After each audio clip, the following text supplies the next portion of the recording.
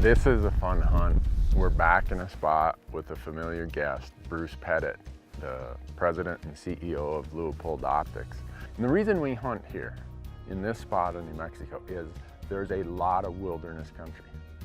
And Bruce always tells me, Randy, if I come hunting with you, I don't want it to be one of these cheesecake kind of hunts.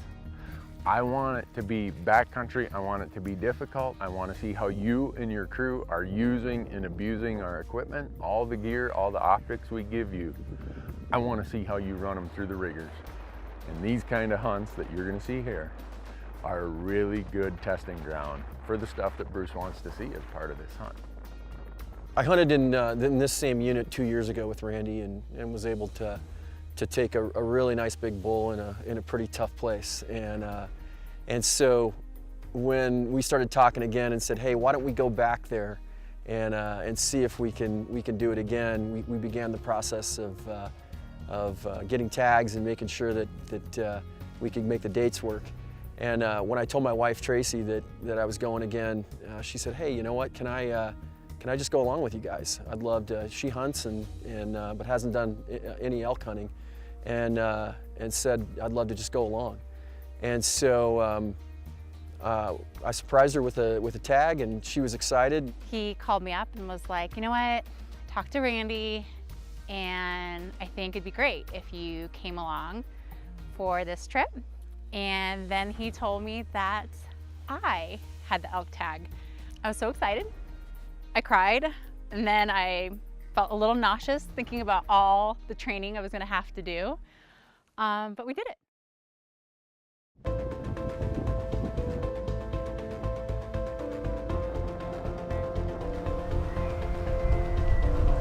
One thing a little bit different about this hunt is Marcus, the camera guy here, he and I were already down in Arizona, and we came over to New Mexico. We had an antelope hunt that we filmed here.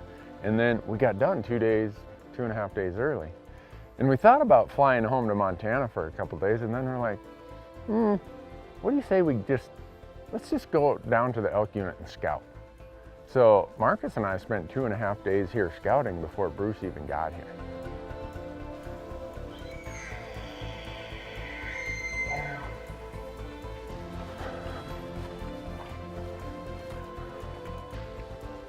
What is that?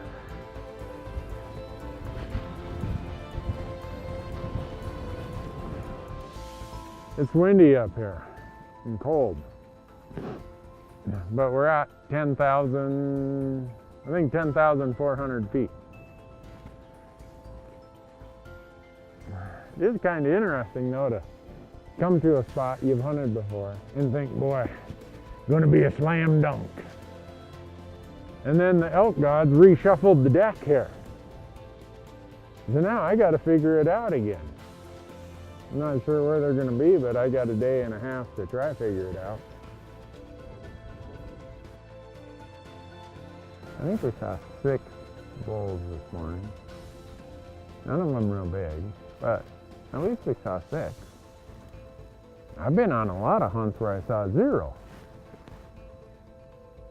Camera guys are good at giving you perspective. I was kind of moaning the blues here because I often see lots of elk in here.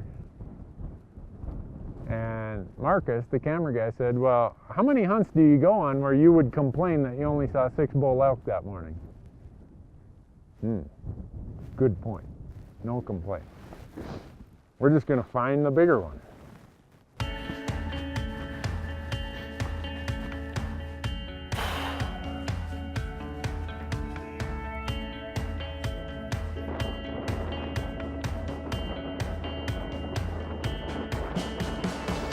Marcus and I, we went over here, we went over there, we went over there, and every day we were seeing bull elk. But one of the things that you'll notice in this episode is we are in that period, and you hear me talk about the 5 calendar periods of the elk calendar. There's early season, pre-rut, peak rut, post-rut, and late season. Right now, we are in that transition where peak rut is behind us. There's a few cows still coming into cycle, but the big bulls are going to their post-rut sanctuaries. Well, there's tons and tons of cow out there, oodles of cow out. And what bulls are you gonna find with the cow elk in this period of time are usually the 2.5, 3.5, and maybe some 4.5-year-old bulls, which those 3 and 4-year-old bulls can be nice bulls. But the really, really big bulls, if that's what you're thinking, okay, I'm nothing but the biggest bull on the mountain, odds are in this transition from peak rut to post rut, you're not gonna find those big bulls with the cows. And in our scouting, Marcus and I observed that. Every group of cows that had bulls pushing them, 3.5-year-old bulls for the most part. Maybe some that could have been 4.5. Then Marcus and I say, well, where are we gonna go to see what really big bulls might be here? Where are the 5, 6, 7-year-old bulls? And can we even find them? So Marcus and I went way out into this area where we can look down in a canyon I'm very familiar with. And we looked down in there, and that's where they were. They were 1,600 feet below us. No trails, no roads, no nothing, all wilderness area. And this is where the bulls were. The old bulls, the big bulls were down in there. And that didn't surprise me.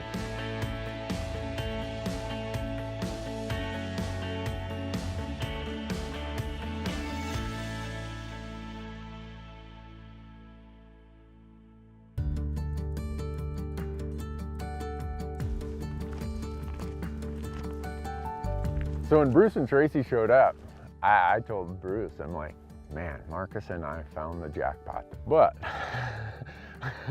Bruce, having hunted here 2 years ago, knew what it was gonna take to go in there. And he looked at Tracy and he said, Tracy, we're gonna have some fun. We're gonna get the true experience of a public land wilderness elk hunt because we're gonna go down in there. Elk was something that I've only seen done in videos and the pictures that he would send me. And it was that one hunt that, out of all the other hunts that I wanted, you know, it was number one on my list, and I felt like I was ready. You know, I was ready physically, I was ready mentally for it. We got here late Friday night, figured out where we were gonna go. Saturday morning, up at the butt crack of dawn, and headed out in the dark. And that first little bit of gray light that came over, we just heard this bull just bugling. It was everything I thought it would be and more. I mean, it gave me the chills down my spine. It was epic.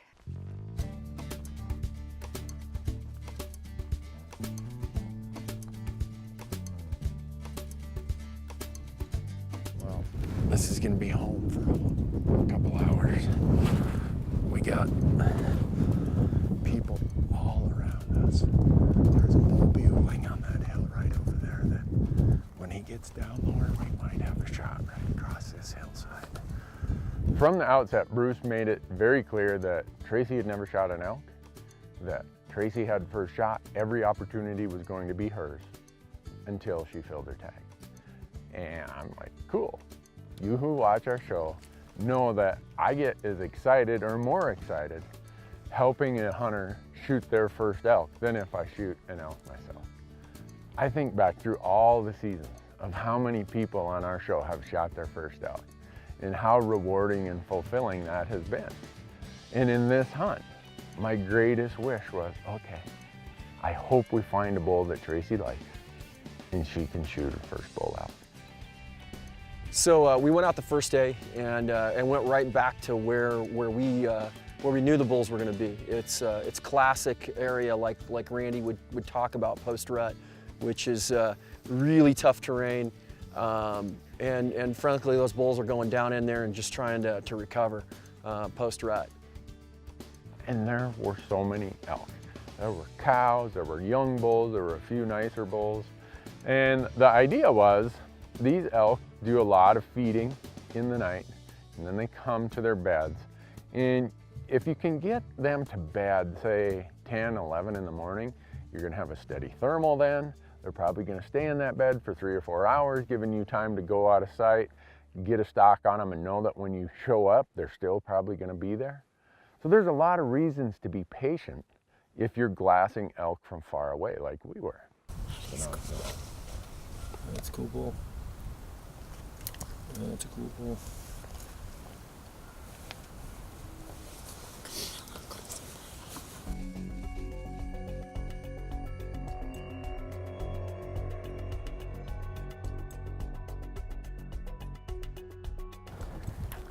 I'd spotted a nice bull down here. The hard part is going to be getting close enough for a shot, and getting it out of there is going to be absolutely terrible, miserable. It's up to Tracy if that's what Tracy wants to shoot. That's what we're going to do.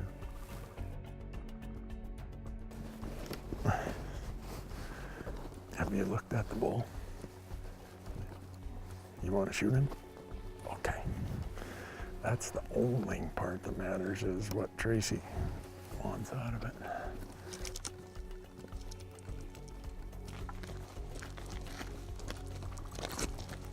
I call it a sucker's hole. It's just, it sucks you in. It's like, well, I'll just drop another 500 feet, and another 500 feet, and another 500 feet. And you keep moving and moving and moving and moving, and pretty soon you're just about down in the bottom of the canyon. And this thing is steep. I mean, I'm talking 1,600 vertical feet from the bottom to where we'd cracked the ridge. And it's only about a half mile. Not even that, I don't think. So we started down and we kept going. And we kept going. About 1,500 feet later, we saw an elk out there that was injured and decided that we were going to try to go for him. And so we made a move on it, and we ended up getting down into the deep stuff that first day, and this was late afternoon.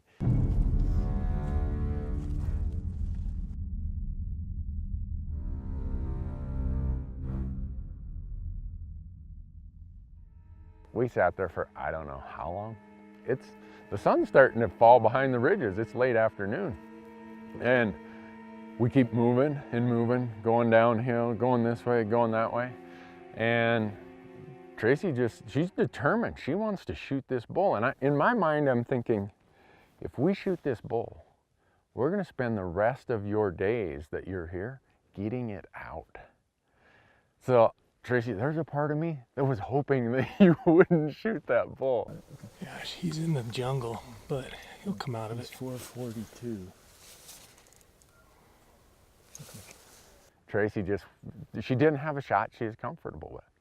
So she'd move as the bull would move. She'd move along the hillside trying to get different angles, dropping lower.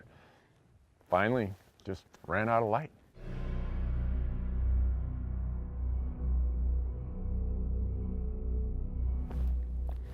What do? Well, what you do is you pack up and try to get out of there. Well, hopefully you'll see us tomorrow. We have a multiple hour pack up out of this canyon blowdown. Not gonna be pretty. We'll find out how good of friends we all are when this is done.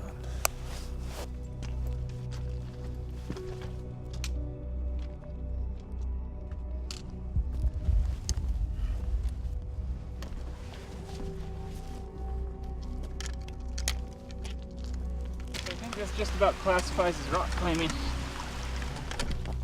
Wow. That was aggressive. Are you, Randy? Yeah.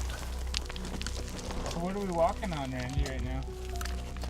What are we walking on? Yeah, tell the audience what's going on right now. You want the expletive or you want On the... a road. Yeah. Yeah, they call this a road, but it barely qualifies as a goat trail. I saw like 3 or 4 human skull bones down there in the wash. The things people will do for the sake of elk. It took us 3 hours from where Tracy decided, you know what, it's too dark and it's not a good shot. From the time we loaded up our packs there and started working our way out and got back to the truck a couple miles, 3 hours. going up 1,600 feet through ugly, nasty, terrible stuff. That was our first day of elk hunting. I'm like, you know what? We're spent. How was it? Yeah, give me a wrap for this day by day. How was that? Oh, it was like a beautiful walk in the park with flowers, and it was really picturesque. It was a great warm-up, let me tell you. The fact that she hasn't hit Bruce or myself with one of her trekking poles is quite a testimony to her fortitude. She was amazing.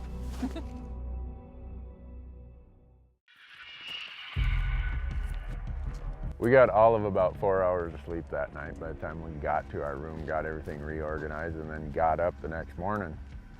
And we're at the trailhead before daylight, and we're walking in, and I can feel that I'm just dragging. I don't want to admit that to Bruce and Tracy, but I am exhausted.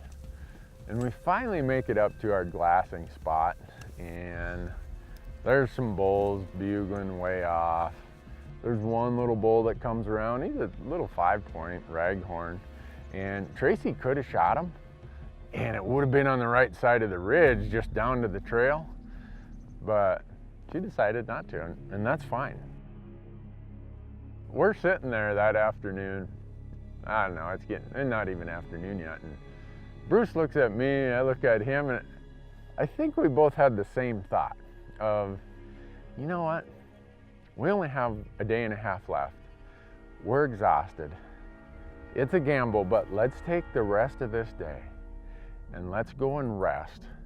Let's get all of our gear reorganized, everybody get resupplied with energy and food and the whole works. And tomorrow, let's go down in that canyon again and let's kill some bulls. And he talked me into that. Oh, and while I was taking a nap here a little bit ago, Bruce, you came up with the dumbest plan I think I've ever heard. It's a brilliant plan, Randy. It's brilliant. Oh, Seriously. You're excited for it, though. You got kind of pumped up. You're a little pumped. I can feel it. that's because I see it has a terminal end. 2 years ago, Bruce shot a bull down in the bottom. We spotted it from this side. It took us 7 hours to go down and across and up the other side. And I made a vow to the man above that if I ever consider, not go, but even consider going down in there, you can amputate both legs. And in the last half hour, the consummate salespeople to my right have convinced me that it's worth a double amputation because we're going to go down in there again tomorrow. It didn't have anything to do with the 22 bulls you saw down in there. Randy. There's a lot of bulls down there. Well, yeah, that's the problem. A lot of beautiful, beautiful. If we go down in there, you better bull shoot a bull. I'm not going down in there just for one 350-inch bull. We will. Okay. We'll try. This country is not forgiving. Even people who do it the way we do all season long, this country takes a toll on you. So, with that plan in place, we were back at the room, grilling our antelope, eating a good dinner. Oh my. Right there you got it, folks. Hepatic protein coma coming your way. And everybody went to bed early. The idea is, okay, we're gonna get up and we're gonna hunt our way in. You ready, folks? As ready as I'll ever be. All right. You guys just like milking this for as long as you can, don't you?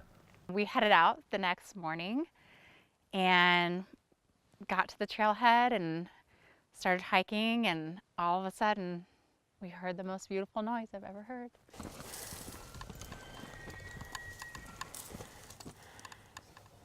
We heard this elk bugling, and it was awesome.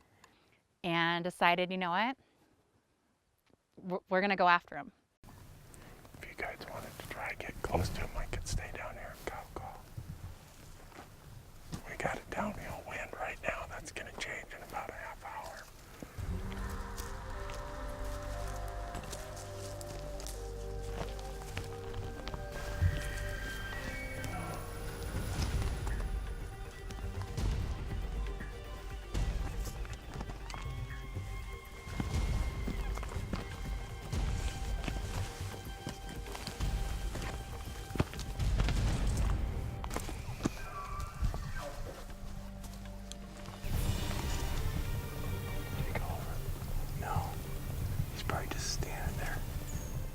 was not gonna come to us. He was gonna yell at us, he was gonna scream at us, he was gonna take different peeks through the timber, but he was not coming out of that timber. So we snuck in.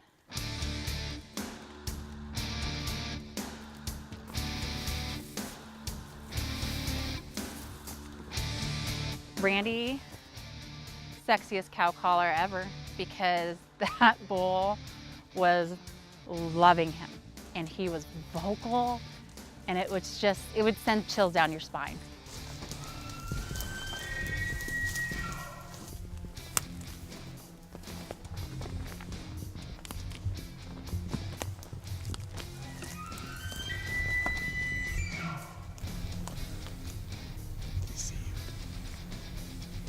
Tracy, I was really proud of her. You know, she's trained for this hunt because she knew how tough it was going to be, having watched the show a couple years ago, and she got after it. She kept resetting, making sure she had the right situation. And it was so thick, and my heart was racing.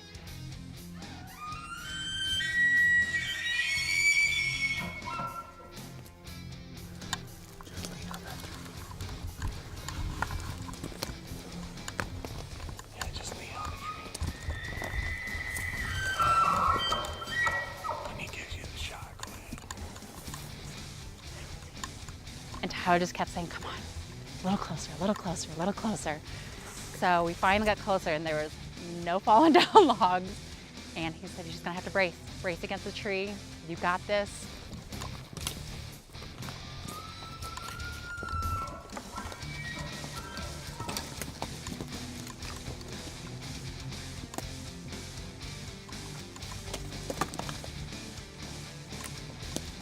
Shoot him right there.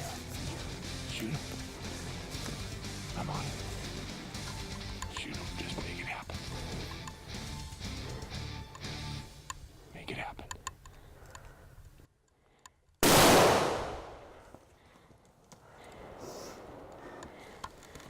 I think. Jack another one in. Jack another one in. You got him. You got him. Oh my gosh. Good job. That was awesome.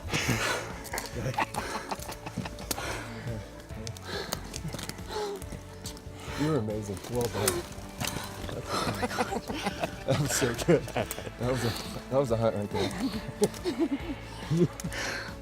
Getting to watch that, I gotta tell you, that's way better than shooting a bull yourself. That's way better. Way to stick it out, Tracy. That is way better. That is absolutely awesome. Way to keep it cool, babe. Way to make it happen. Thanks for coaching me. Good job. After hearing the shot, I walk up there and I can see the crew over there about 50 yards away. And Tracy's like doing this stuff. I mean, as genuine of excitement as I've seen in a long time. And Bruce is just like, he's got a smile from here to here. Well, all you can do is ask for some food. Oh, you're the sexiest female elk ever. You would love sex. You're the sexiest female ever. You know, it was a hunt that I've waited for a long, long time. And to have it all go down like that, to be crawling, you know, through the timber, going over logs, going under logs, you know, it was awesome. It was awesome to hunt him. Oh, I see him.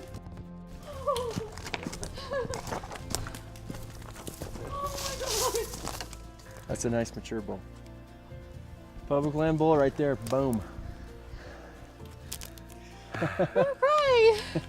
That was awesome. You did a great job. Yeah, what a shot. Holy smokes. Yeah, that works. Yeah, no, that's cool. That's an old bull. Good mature bull. It was epic. It was an epic moment. And to share it with these guys who were so patient with me, who knew it was my first hunt, who knew, you know, the excitement that I had, and it was awesome. She got a fantastic bull, and more than that for me, it was just the experience of kind of sitting back and watching that happen was awesome. It was better than if I was hunting myself by far, and I think those of you who've had the opportunity to hunt with your loved ones and watch them be successful, I know you feel the same way. Wow. Awesome. Congratulations, Tracy. Thank you, Randy, so much. I can't even tell you. Yeah, Randy, thank you. For me anyhow, and I think for Bruce, we just kind of looked at each other like, you know what, this is why we hunt. This experience defines what's in the soul of wanting to be a hunter. And then the hard part began. You know, it's hard and it's fun and, you know, but I learned so much. And, you know, getting to see our dinners for the next year, it was, you know, these guys don't understand, well, you know, we're doing all this. In my mind, I'm thinking, okay, with this tenderloin, I'm gonna do this, and I'm gonna make this stew, and I'm gonna make these tacos, and, you know, having, you know, all my Pinterest recipes done was awesome. And I wanted nothing more than to be able to carry my elk out.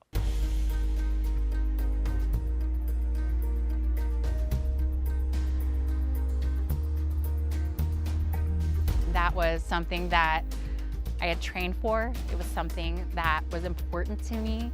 And getting that strapped to my pack and hiking out with those guys was so amazing.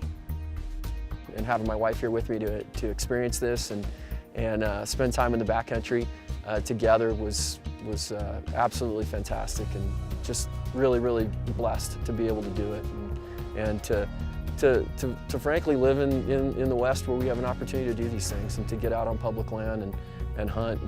And we came across so many public land hunters on this trip, and while some people might think, wow, it was really crowded, and you know, for me, seeing that, it's absolutely, you know, something that just makes me incredibly happy to know that we've got access for so many hunters to get out there. And Thanks, Tracy.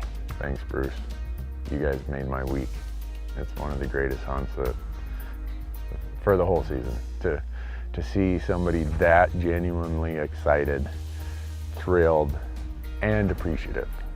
Tracy was so appreciative of that bull, of the experience, of everything that it was. That makes it a special hunt.